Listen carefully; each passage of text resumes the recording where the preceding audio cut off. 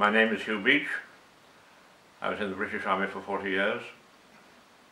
After that I ran a conference centre for the Church of England in Windsor Castle, and for the last 20 years or so I've devoted myself to thinking and writing and lecturing and talking about issues of peace and war, just war theory, intervention, the laws of war, nuclear deterrence and so forth, everything, the whole field, I think, of defence and disarmament, particularly from an ethical point of view.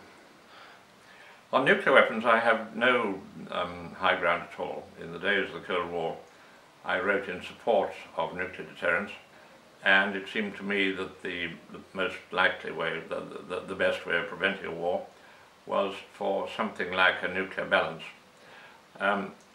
On the other hand, I have, right from the word go, regarded British Trident in British hands, as simply a misapplication of funds, or better things we could spend our money on, because it was of so remarkably little use to us.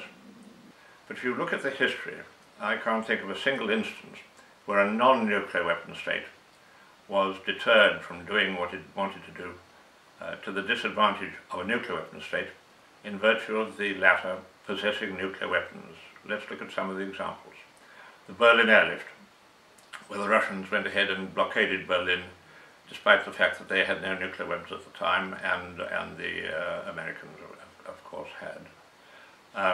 Look, for example, at the war in Korea, where the Americans made it quite plain that they had nuclear weapons available if the Chinese displeased them, and yet the Chinese inflicted one of the greatest defeats on the American army that has ever been known.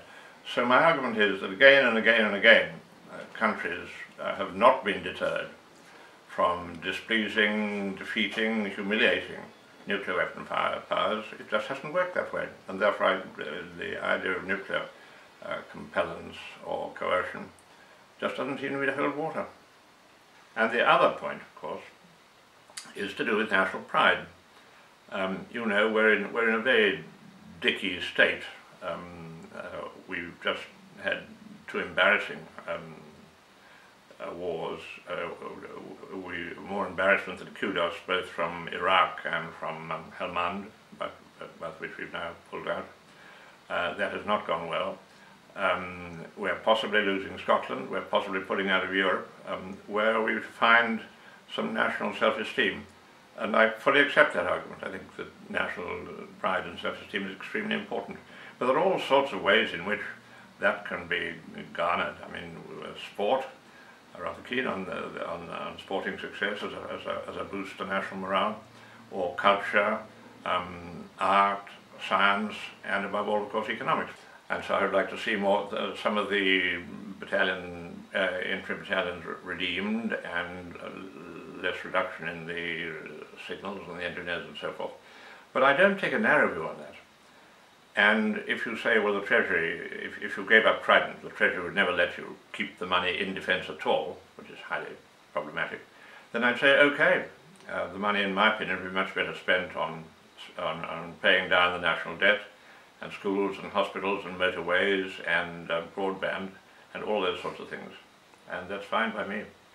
And to my mind, to cling on to our big willie, our national nuclear deterrent as an important ingredient of national pride, is again just simply nonsensical.